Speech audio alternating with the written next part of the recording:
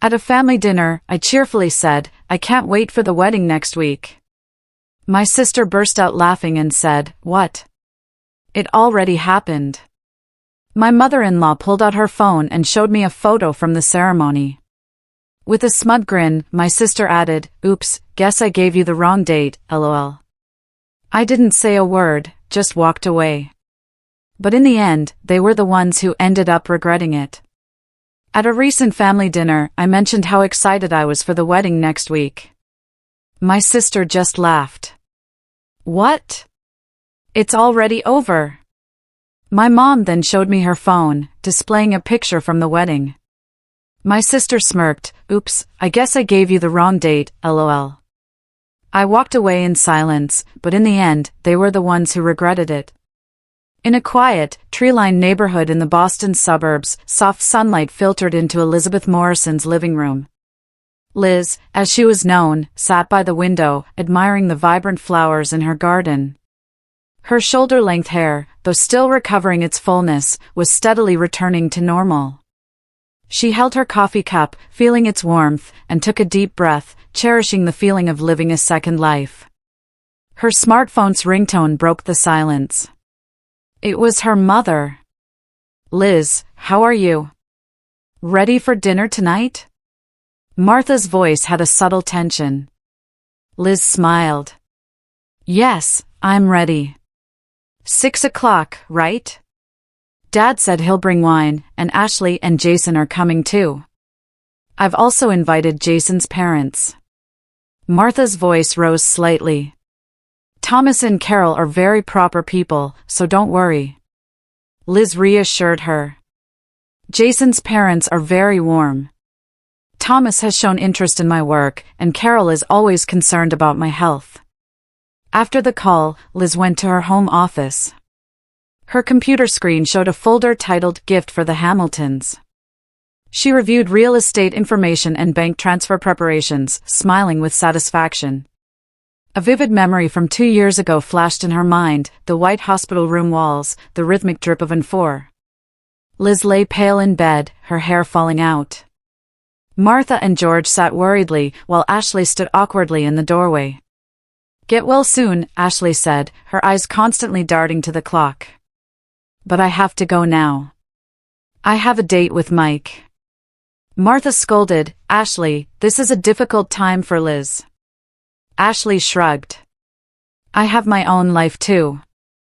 I wish you'd stop making Liz's illness the topic of every conversation." Liz shook her head, dispelling the memory. "Ashley has grown too," she whispered to herself. "She has a right to be happy." Another memory emerged, Dr. Grayson sitting across from Liz. "Elizabeth, congratulations. Your test results are good. I can say you're in remission." Tears welled in Liz's eyes. "However, complete recovery will still take time. Your strength will return gradually, and most importantly, spend time with your loved ones. This is a good opportunity to consider what truly matters in life." Liz stood up and looked out the window, placing her hand on her chest, savoring the feeling of being alive. She then picked up Ashley's wedding invitation, gently tracing the date, April 15th. "How wonderful to see my sister on her special day," she smiled. Opening her closet, Liz took out a light blue dress, modest yet elegant. This won't draw too much attention at Ashley's wedding, she thought, not wanting to overshadow her sister's important day. Liz's phone rang. It was Jason. "Hey Liz, looking forward to dinner tonight. By the way, I really like that property in Brookline you told me about. I'm keeping it a secret from Ashley for now." Liz smiled. "I'm glad you liked it. That property is perfect for you too. Leave the rest to me. Let's avoid talking about real estate at dinner tonight so we don't spoil the surprise." Jason expressed his gratitude and hung up. Sunday evening, in the spacious dining room of the Morrison home, the table was beautifully set with flowers, fine china, and crystal glasses filled with deep red wine. Liz, her parents Martha and George, Ashley and Jason's parents Thomas and Carol Hamilton were all seated. Martha proudly carried in a silver tray with roast beef. Today's roast beef is one of Liz's favorite recipes. When she was sick, she said, "When I get better, I want to eat Mom's roast beef." Thomas Hamilton smiled warmly at Liz. "Elizabeth, your recovery is truly miraculous. It's a great joy for our family too. Jason always talks about your courage." Liz responded politely, a bit embarrassed. "Thank you, Thomas. I learned a lot from this experience, especially how precious time with family is." Ashley shifted uncomfortably in her seat, adorned with flashy jewelry. She raised her voice, trying to be the center of attention. "Hey everyone, don't you want to hear about our honeymoon plans? We've decided to go to Bali." As dinner progressed and conversation flowed, Liz said with a warm smile, "I'm really looking forward to next week's wedding. My health has improved, and I'm so happy to see my sister on her special day." Suddenly, the table fell silent. Ashley put down her fork and looked puzzled. "The wedding? That's already over." She gave a small laugh. "What?" Liz said, confused. "But the invitation said April 15th, didn't it?" She took out her smartphone and showed a saved image of the invitation. "Oh, that's the old invitation," Ashley shrugged. "We changed it to last weekend at the last minute. I wanted a small ceremony." Liz felt the blood drain from her face. "But aren't I family?" Suddenly, Jason's mother, Carol, spoke up. "It was a lovely ceremony." She took out her smartphone. "Look, I have pictures." Carol, unaware of the tension, was about to show the photos, but a momentary panic flashed across Ashley's face. Liz slowly peered at Carol's phone screen. There were indeed wedding photos, a typical American-style wedding, a garden ceremony, a white tent, an altar decorated with flowers, Ashley in her white dress, smiling parents, all of Jason's family, a group photo with friends. But Liz was nowhere to be found. Liz watched Carol's hand as she swiped through the photos, not a single image included her. "Ashley, what's going on?" Liz's voice trembled. "Why was I the only one who didn't know? Not even an invitation?" Ashley grinned and said lightly, "I guess I gave you the wrong date." "Sorry." She picked up her wineglass and took a sip. "I've been so busy lately." Jason looked uncomfortable and apologetic as he glanced at his sister-in-law. "Liz, I thought invitations were sent." "I'm really sorry." Martha looked at Ashley. "Why would you do something like this?" Ashley responded with slight irritation. "It's not a big deal, is it?" Liz was sick and had no energy. Can you imagine everyone fussing over her during the ceremony? "It was my day." Liz felt the blood drain from her face. Her parents looked at Ashley with confused expressions. Across the table, Thomas and Carol also appeared shocked. Liz slowly stood up and simply said, "I see," before leaving the dining room without another word. Through the door, she could hear Ashley saying, "Aren't you being a bit too sensitive? It's a wedding, the best day of my life. Everything needed to be perfect." As Liz headed for the front door, she also heard Thomas's low, stern voice. "Ashley, I value family above all else. This kind of behavior." Liz went outside, got into her car, and took a deep breath, fighting back tears. She took out her cell phone and opened her banking app. She displayed a $100,000 transfer reservation saved under Ashley and Jason's new home gift and pressed the cancel button. A confirmation screen appeared. Liz hesitated momentarily but pressed confirm. The screen displayed the message, "Transfer has been cancelled." She started the car engine. The next morning, Liz sat in front of her computer with a calm but determined expression. She opened an email draft and typed the subject line, "Regarding the Brookline property." To Joseph, "I've decided to cancel the property reservation for the Hamilton couple due to family circumstances. There has been a change in my support plans. I apologize, but please offer it to other clients." After pressing send, Liz picked up her cell phone and made a call. Helen, it's Liz. I have a message for the real estate agent network in the Boston area about the Hamilton couple, specifically Ashley and Jason. Liz continued while writing in her notepad. Yes, exactly. If they're looking for properties, I'd like them to be handled as currently in process or sold. Duration, 3 months. She thought for a moment and added, no, this is a personal matter until they find some other means. After hanging up, Liz gazed out the window. She wasn't feeling satisfied, but rather sad. This hurts more than when I was sick, she whispered. That afternoon, Liz's phone rang. Jason's name appeared on the screen. Liz hesitated for a moment but answered. Liz, I'm truly sorry about yesterday, Jason's voice was sincere. I had no idea about the change in wedding plans, about you not being invited. Liz replied calmly, Jason, it's not your fault. But there's something I can't understand. How someone could deliberately exclude her own sister from her wedding, especially a sister who has just returned from the brink of death. After a silence, Jason said in a small voice, I don't understand either. I talked to Ashley, but she says Liz's presence would dampen the mood of the wedding, that everyone would sympathize with Liz and ruin her special day. I see, Liz's voice was cold. I can understand her point. Jason quickly added, but I don't think that way. My family is upset too, especially my father. He values family bonds above all, and knowing what you've been through. Liz tried to end the conversation. Jason, you're a good person, but I need more time right now. I understand.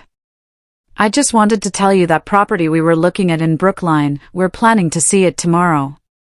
I want to show it to Ashley. Liz exhaled softly. I see. Good luck. The next day, Liz's phone rang.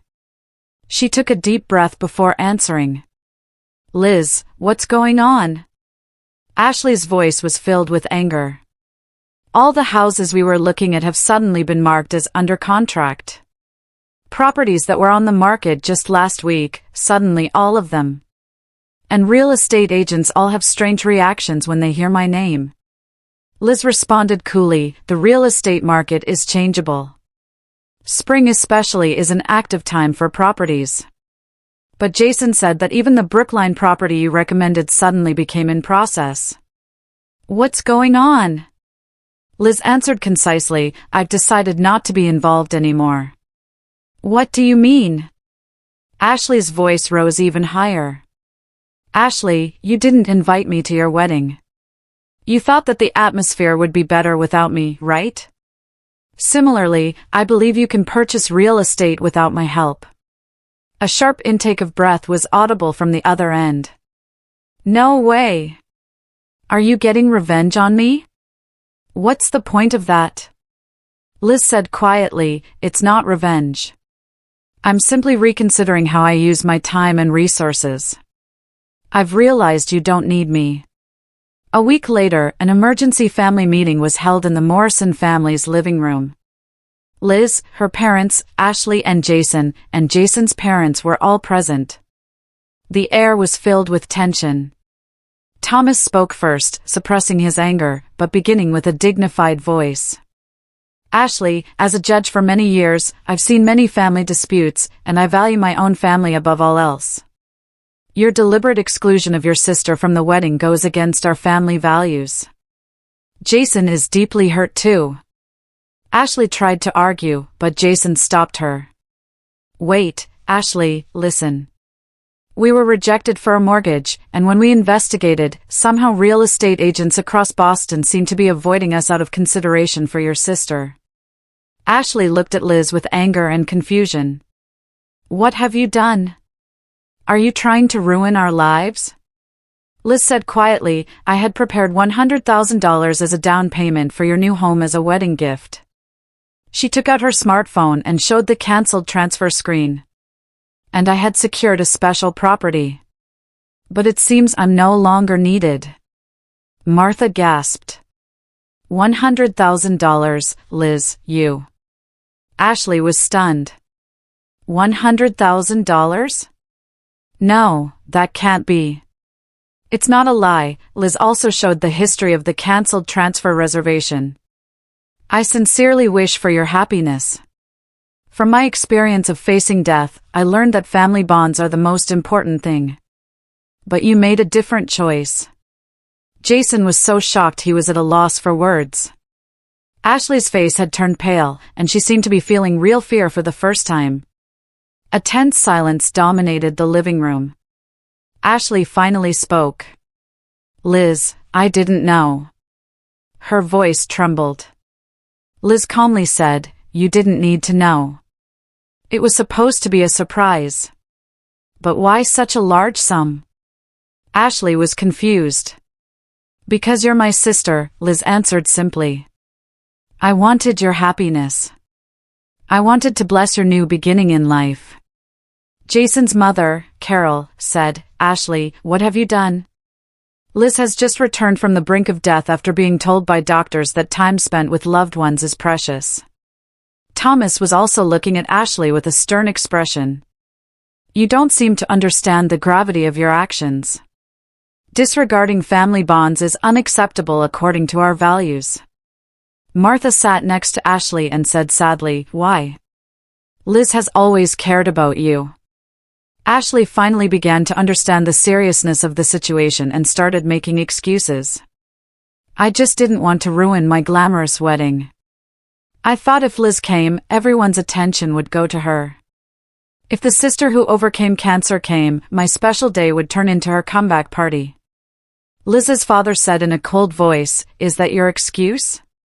You couldn't share the joy of recovery with your sister after she faced death? Jason covered his face with both hands. We're in debt from the costs, and we can't find a new home. He looked at Liz. Did you have something to do with our mortgage application? Liz answered honestly, without my down payment contribution, your debt-to-income ratio might have changed, affecting your application. And I did tell real estate agents to hold off on dealing with you for now. Thomas stood up and said sternly, Ashley, I expect honesty and family values in my son's spouse. I need to reconsider whether you are appropriate as my son's life partner. Ashley turned pale. What do you mean? Carol placed her hand on her husband's shoulder and quietly said, we'll have to reconsider the financial support we promised for the marriage too. Tears welled up in Ashley's eyes. But we're already married legally. Thomas maintained his stern expression. Law is my specialty. Dissolving a marriage is complex, but not impossible, especially in cases involving fraudulent actions. Jason stared at Ashley, then stood up and walked to the window. His expression was filled with agony. I love you, Ashley, but this is beyond my imagination. I couldn't do this to my sister. Martha and George sat silently, their faces showing deep sadness. Liz slowly stood up. Everyone, I don't think we need to continue this conversation. She spoke gently but firmly. Ashley, I don't condemn your choices. I just accept them. Just as you don't need me, I won't interfere in your life. But... Ashley's voice trembled. Liz smiled. It seems I'm no longer your sister, just an acquaintance. That's fine. Facing death taught me many things. Liz picked up her handbag. Let's end here for today. Everyone, please enjoy your meal. As she headed for the door, Jason hurried after her. Liz, wait. My family is deeply grateful to you, and I want to express my respect for your courage. Liz thought for a moment, then said, Jason, you might need to work on your judgment of people. She smiled gently. But that's your life, your choice.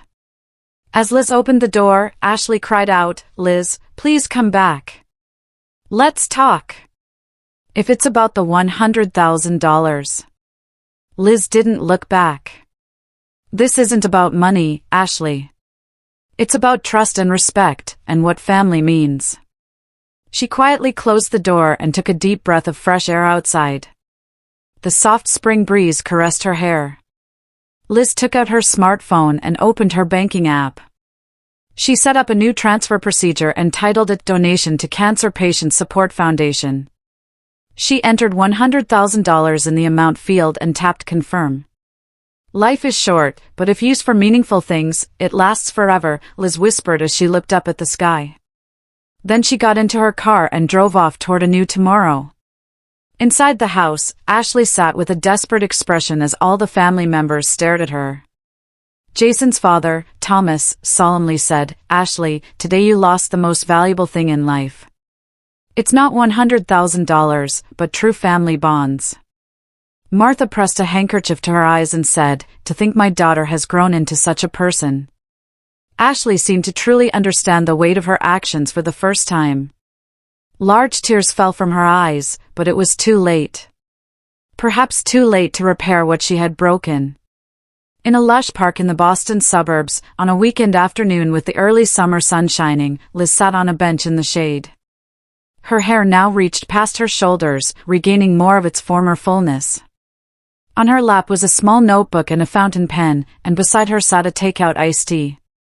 Elizabeth Morrison? Liz looked up to see a man standing there. He wore elegant casual wear and had a gentle smile. "I'm Daniel Bradley. Thank you for your time." Liz smiled and gestured to the seat next to her. "The pleasure is mine. Please sit down."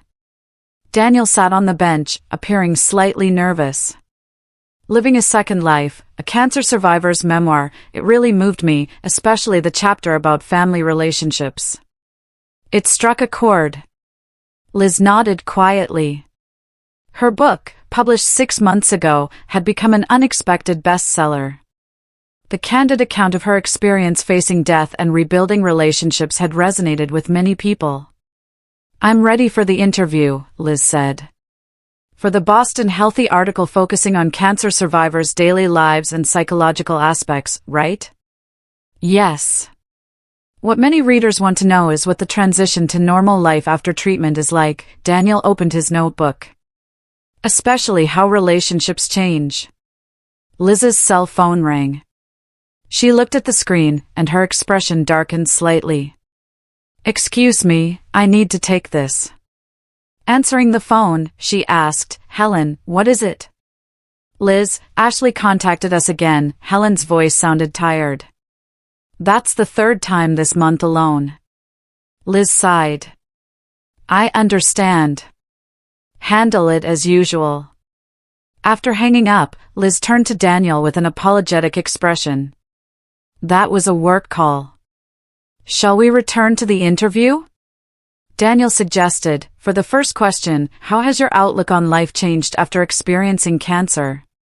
Liz gazed into the distance. "I don't worry about small things anymore, and I've started living my life based on my own values, not others' expectations." At the same time, in a small apartment in downtown Boston, Ashley stood by the window, her expression a mix of fatigue and regret. On the table was a pile of bills and an open laptop. The screen displayed an email with the subject, "Final Notice of Divorce Proceedings." The door opened, and Thomas entered, his expression stern but showing compassion.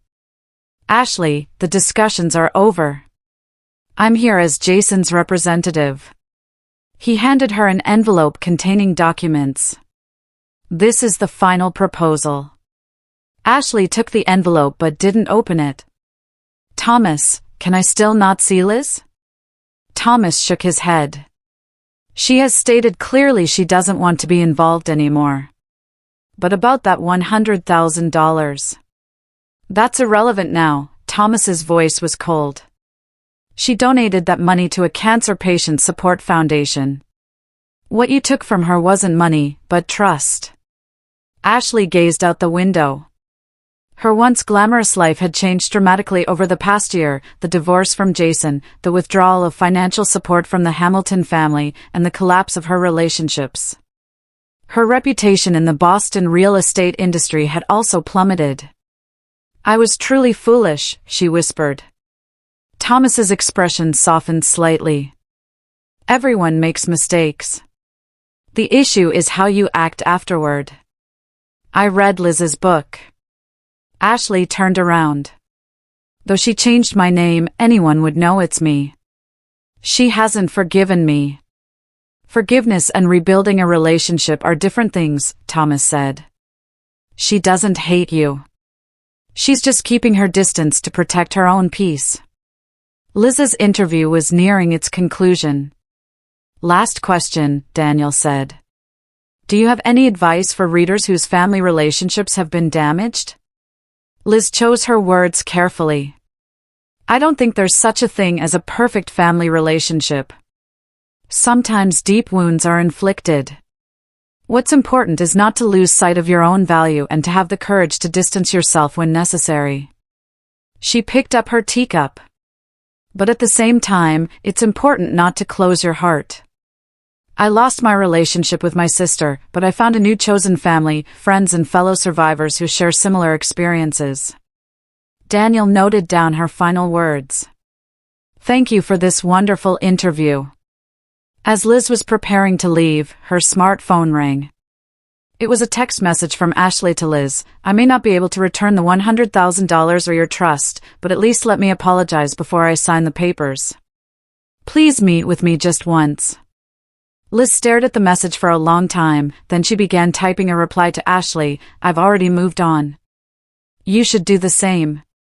Don't worry about the $100,000, that was my choice.